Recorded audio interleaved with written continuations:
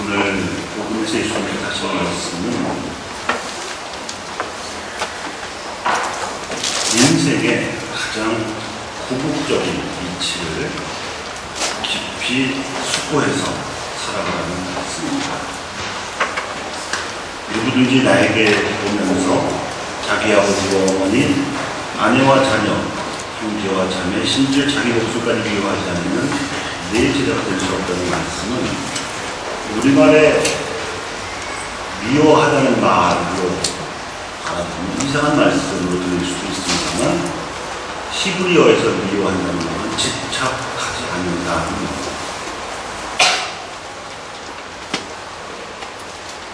그래서 십자가상에서 숨을 거두실 때 동기관이 없었던 예수님께서는 가장 사랑하는 제자 요한에게 어머니를 맡길 정도로 어머니를 공경하고 사랑했지만 군중에게 말씀하고 계시던 어느 날 어머니가 찾아오셨을 때 공개적으로 말씀하시기를 하나님의 말씀을 묵시대하는 사람이 다 내 어머니라고 하셨습니다.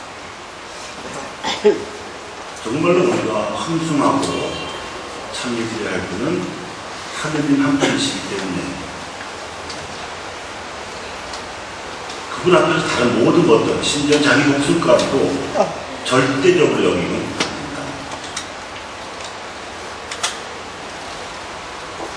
그리고 누구든지 제 십자가를 지면서도 내 길을 따라오지 않는 사람은 내 제자가 될 수 없다는 것은 당신이 복음을 보여주셨듯이 하나님께 대한 사랑을 이웃에게 나누는 그 십자가를 누구라도 짊어지어야만 당신 제자로서 제공한다는 것입니다.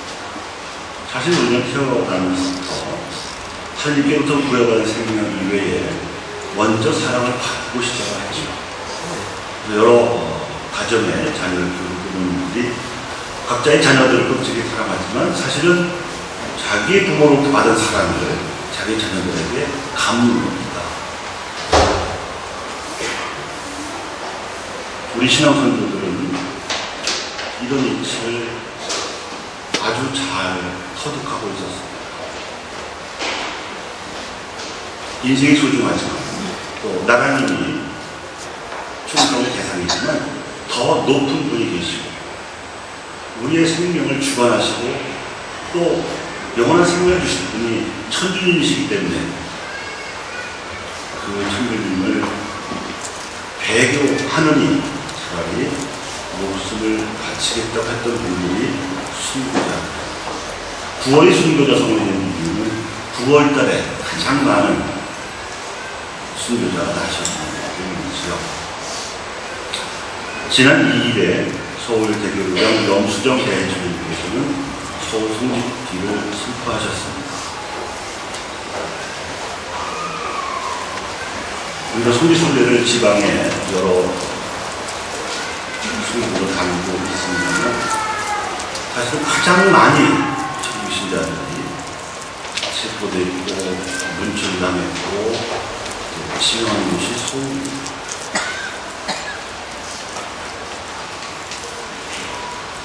교부장님께서 이제 서울의 성지를 순례하자고 교부에 권고하시는 이유는 이런 겁니다. 자발적으로 복음을 받아들여 신앙공동체를 형성했던 것이 한국 천주교 신자들이죠. 세계사의 미래가 없는 독보적인 또 혹독한 박해 가운데서도 죽기까지 하나님을 증거하면서 순교자의 길을 걸어간 신앙선조들을 기대는 의미가 우리에게 있죠. 우리는 그분들에게 신앙의 빚을 지고 있습니다. 그분들이 목숨 바쳐서 신앙을 증거하지 않았다면 우리는 지금 신앙인이 아니었을지도 모르는 일이기 때문에 마땅히 후손된 도리로서 그분들의 순교 신앙 정신을 기려야 하는 것이죠. 그래서 순례를 함으로써 순교 신심을 도움받아서 우리의 인생 안에서도 신앙의 빛을 밝히고 또 교회 공동체 일치도 이루고 새로운 복음화의 길을 걸어가서 더 많은 사람들이 우리 교회 이동에 대해서 하나님을 믿고 알고 구원될 수 있도록 그런 취지라고 할 수가 있습니다. 아직까지도 우리 주님은 하나님을 모르고 하나님을 믿지 않는 사람이 더 많아요. 다양한 것은 순교자들의 그런 희생 덕분인지, 비록 교세는 인구의 10분의 1 정도밖에 되지 않지만 공신력은 여러 종교 가운데 가장 크죠. 그래서 지금은 영세를 못하고 있지만, 신앙생활 못하고 있지만, 나가게 되면, 믿게 되면 천주교를 믿겠다고 마음먹고 있는 준 예비자들이 한국 사회에 많이 있습니다. 여러분 주변에도 많이 계실 거예요. 다만 그런 분들은 계기가 필요해요. 계기가. 누군가가 좋은 표현을 보이고, 이렇게 거스르지 않게 관심을 가지고 이끌어주는 계기만 있으면 하나님을 믿는 신앙이 된 사람들이 대단히 많이 있습니다. 그 몫이 우리의 몫인 것이죠. 그런 것을 이제 다짐하기 위해서 힘들어도 도보로 성도를 순례하는 겁니다. 사제 성황의 날이었던 지난 6월 7일 예수 성심 대축일에 저도 교구사제 700명과 함께 서울 성지를 도보로 순례했었습니다. 그리고 우리 본당 모든 신자들 함께 도보 순례를 했으면 좋겠다 하는 그런 지향을 가지고 사목위원들로부터 시작을 해서 성안지라사고의 회원들, 또 상기구리아 간부들, 여성구역장들, 남성구역장과 함께 같은 길을 걷고 또 걸었습니다. 묵주를 손에 들고 순교자들의 발자취를 따라서 걸었습니다. 우리 순교자들은 대부분 그리스도교 신앙에 대한 훌륭한 신앙과 함께 새로운 신앙이 전제되는 새로운 삶에 대한, 새로운 평등한 인간관계에 대한 정당성과 확신을 동시에 가졌습니다. 아시다시피 그 당시에는 반상이라고 하는 신부 차별이 엄연했었습니다. 양반은 태어나서 강도로 가는 양반이 될 수가 있습니다. 또 양반은 편하게 살 수가 있었습니다만, 부모가 상민이나 심지어 천민이면 아무리 노력을 하고 고생을 해도 억압을 받으면서 인간 취급을 받지 못하면서 살아야 했던 사회악이 현실로 존재했었습니다. 그런데 천주교 신자들은 천주교 신앙으로 말미암아서 그런 반상의 차별을 철폐했습니다. 신앙 공동체에는 누구나 다 교우라고 불렀습니다. 교우. 평등한 세상 미리 앞당겨서 천주교를 실현했던 것이죠. 그렇기 때문에 그것이 옳다고 믿었기 때문에 그로 말미암아서 죄인 취급도 받고 억울하게 매도 맞을지언정 천주교를 버릴 수는 없다고. 황일광 아레시오라고 하는 신문교가 계시는데요. 그분이 출신 직업이 백정이었습니다. 이 백정이 뭔지 아시죠?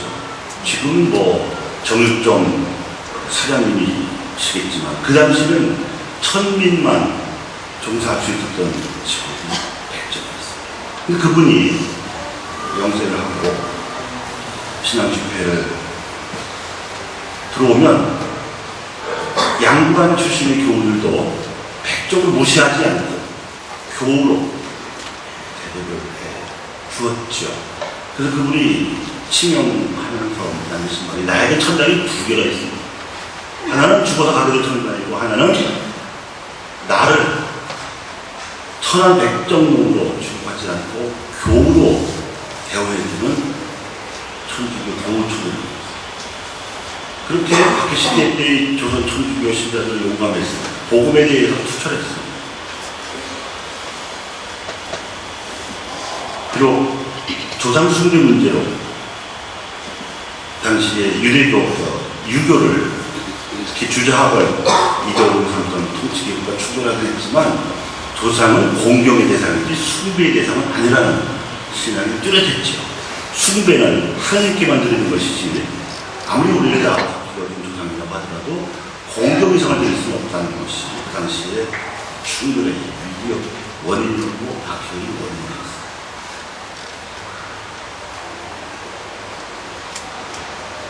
천주교가 들어오기 전에도 진리를 증언하고 진리를 추구하던 아주 고배한 또 고매한 정신적 병이 있었기 때문에 우리의 선조들은 신앙을 받아들이는 데 있어서 아주 자연스러웠습니다.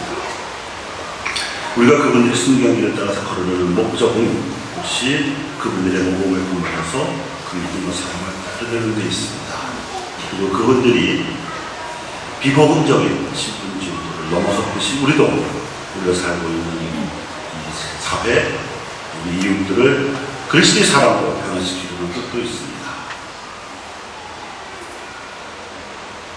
지금은 박해가 없고 집 근처마다 성당이 있고 또 주일마다 몇 대씩 미사가 봉헌되는 이 편리한 신앙생활 세상에서 우리는 어찌 보면 좀 길들여진 나머지 비겁하다고 할 수는 없지만 좀 안이한 조금 게으른 신앙생활을 하고 있는지도 모른다고 저는 생각이 되는데 여러분은 어떻게 생각하세요?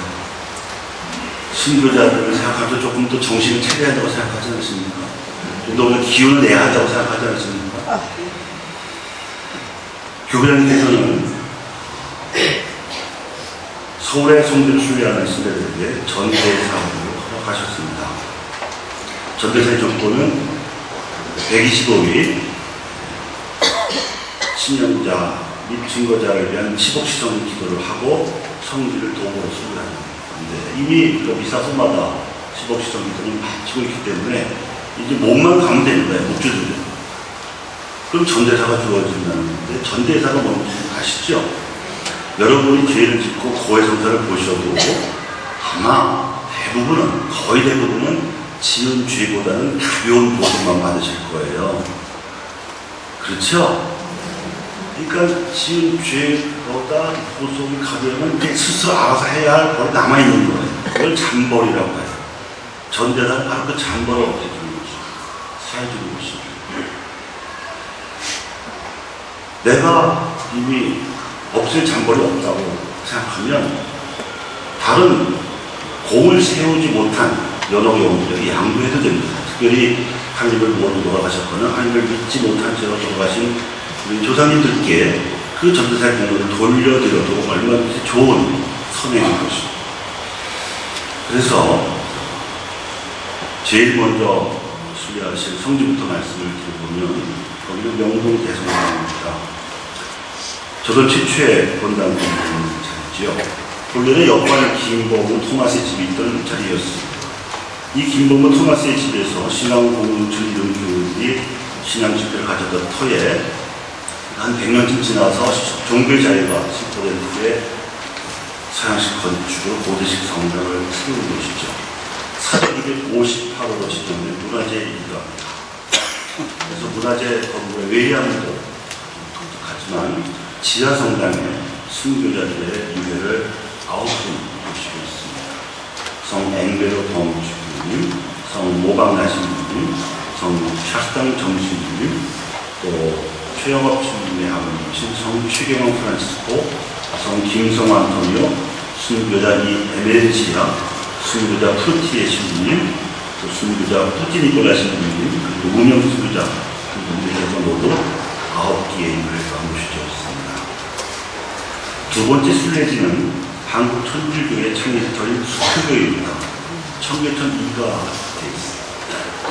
우리나라 최초로 덕금에 가서 세례를 받고 온 이승원 베드로 선교사에서 1784년 겨울에 이벽의 집에서 세례를 베풀었는데 이벽 예비는 세례 요한이라는 세례명으로 정예학교에는 사도 요한이라는 세례명으로 권일신에게는 프란시스코 사베리오라는 세례명으로 세례를 베풀었습니다. 이로써 우리나라 교회는 평신도에 의해서 자발적으로 탄생하게 된 것이죠. 표성만 있습니다.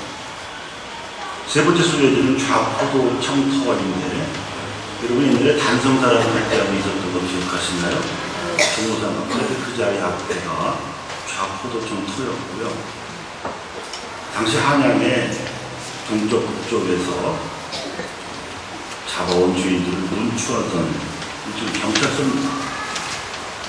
거기서 주무모신을 비밀리에 모시던 최익일 마티아라든지 윤일 바오르라든지 지황 사바라든지 이런 수백 명의 신자들이 체포되어서 공문을 받다가 그 자리에서 숨을 거두면 광희문, 동대문 광희문 그쪽으로 집을 내다 버렸고요. 아주 수이 남아있었으면 이제 서소문 성까지 끌려가서 거기서 참석했었어요. 네 번째 순례지는 의문부터 있는데 옛날 화신대까지 없었잖아요. 지금은 SC 본점이 되었죠. 그래서 의문부는 죄인 중에서도 중죄인들 또는 양반 죄인들을 문초하던 곳이라서 천주 신자들 중에서도 지도급 평신도들이라든지 성직자들은 의문부에서 직접 국문을 하고 문초를 했습니다. 그래서 앵베르 주임님, 베르드 주임을 비롯해서 주모모 신부님, 모강 신부님, 샤크탄 신부님, 볼리에 신부님, 도리 신부님 등 성직자들과 지도급 평신도들이었던 정약정 아우구스티노, 정야교 선생의 형님이십니다. 이분이 처음으로 명도회라는 걸 만들어서 표지도 회장을 하셨는데 이분도 유한권 아우구스티노, 유진기 아우구스티노, 남종상무한 이분은 영의정까지 지내셨던 정화상 가오등 기록상으로 알려진 성인들마다 모두 25명의 의문부터에서 국문을 받았습니다. 다섯 번째 순례지는 우호도 첨터으로 광우체국 앞에 있습니다. 간양의 서쪽 남쪽에서 차가운 죄인을 문초하는 뒤쳤었는데 최경호 프란치스코라든지 유계철 대제를 모든 많은 신자들이 잡혀와서 문초를 당했고 서소문 수고소문을 끌려가셔서 진행했습니다. 여섯 번째 순례지는 경기 간양터인데요. 적시자병원 앞에 있습니다. 그 당시는 한양이라는 것이 사대문 안을 말했습니다. 그러니까 그 사대문 바깥에가 전부 경기도인데 경기도에 경기도초구 같은 경기 간양은 적십자병원 앞에 자리를 했습니다. 여기서도 경기도 일대에서 신앙생활 하다가 잡혀온 신자들이 당했습니다. 그래서 일곱 번째 순례지는 좌우 포도청과 을금도에서 문주를 하다가 치명시키는 신자들을 끌려온 서소문 성도입니다. 지금도 그렇습니다만은 서쪽에서 강화도에서 서울로 간으로 들어오는 길이 신촌길이 있고 마포길이 있는데 이 두 길이 만나는 데가 서소문이었고 서소문 바깥이었고 거기는 자연스럽게 장터가 형성되어 있어서 많은 신자를 보는 데서 경고하듯이 천주 신자들을 체험했기 때문에 거기가 당일 최대의 순교 성지가 됐습니다. 수백 명의 신자가 났는데 다 기록이 없어서 그 중에서 44분만 성인 반대에 있습니다. 이곳을 관할하는 중립의 약한 신당은 명동성보다 더 앞서서 지어진 한국 십제 고대식 건물이고요. 당연히 서성은 순교자를 현영하기 위해서 120년 전에 지어졌습니다. 그 밖에도 어느 해 기해년이라는 해에는 천주 신자들을 촬영하던 때가 음력 정월이어서 서소문 아까 저작거리에서 장사하는 상인들이 탄원을 해서 장사가 안 될지 모르니까 좀 멀리 가서 하라고 하는 바람에 생겨난 순교성지가 당곡입니다. 용산 정자상가 바로 옆에 있는데요. 거기에는 아주 가슴 아픈 사연이 있습니다. 원래 최경환 프란치스코 성인하고 같이 잡혀가 문초를 당하던 이성의 말이다. 최영업 신부님의 모친이 있습니다. 감옥에 갇혀 있을 때 2살짜리 전복이가 죽었어요. 굶어서. 근데 어머니가 못 먹으니까 젖이 안 나오는 거예요. 자기 품에서 전복이가 죽는 모습을 본 이성님 아내가 도망을 쳤죠. 이러다가 애들 다 죽겠다 싶어가지고 애교를 했어요. 근데 나가서 정신 차려보니까 남편 얼굴도 떠오르고 아들 얼굴도 떠오르고 그럴 거 아닙니까? 다시 제 발로 들어가서 신자니까 죽여달라고 해서 그 기회 전에 당국의 성질에서 침입하셨는데 그때 이거는 아들 넷을 두셨습니다. 그 마지가 최영학 토마스 신부고 그리고 또 세 명이 있었는데 막내는 정범기 불러서 죽었다고 했죠. 그 둘째 셋째가 다시 감옥에 재벌하고 찾아들어간 어머니를 위해서 동령을 해가지고 구한 돈으로 휘가위를 찾아가. 그 휘가위를 찾아가서 내일 아침 우리 어머니 고통 없이 단칼에 배워달라고 뇌물. 그건 참 꼬맹이들의 그 효성에 강력한 휘가위가 밤새 칼을 갈아가지고 한 칼로 이성을 만들었지. 한번 100일 동안 전력 때문에 1984년 때는 배와 같이 지성지고 있고 요번에 125위 시국지성 초범군들의 이성을 만들었는데 그분이 순교하 신사가 당합니다. 그리고 거기서 조금 더 가면은 그 유명한 새남터 김대관 신부님은 이 새남터요. 당시는 모래사장이었습니다. 백사장. 김대관 신부님 노래가 나오지만 12칼을 받았습니다. 휘광이들이 무딘 칼로 12번 쳤다는 거예요.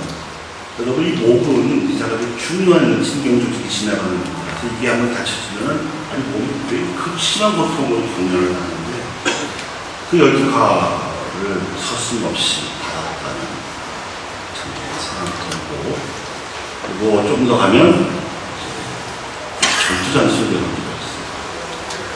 서서문보다 더 많은 신자들이 진행을 당하고 있습니다. 김대건 신부님과 프랑스 선교사들이 처형들에 대한 항해의 뜻으로 프랑스 선박이 영화진까지 들어와서 무력 시위를 하고 간대대에서 흥선대원들이 항해의 뜻으로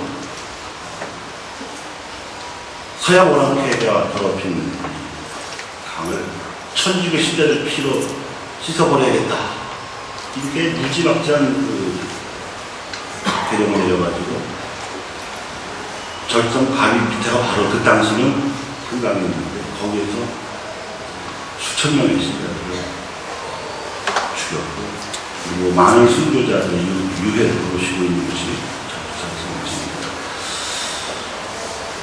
신앙의 해가 끝나는 11월 말에 큰거는 반드시 교우들이 이 순교성지들을 순교하시기를 간절히 바라겠습니다.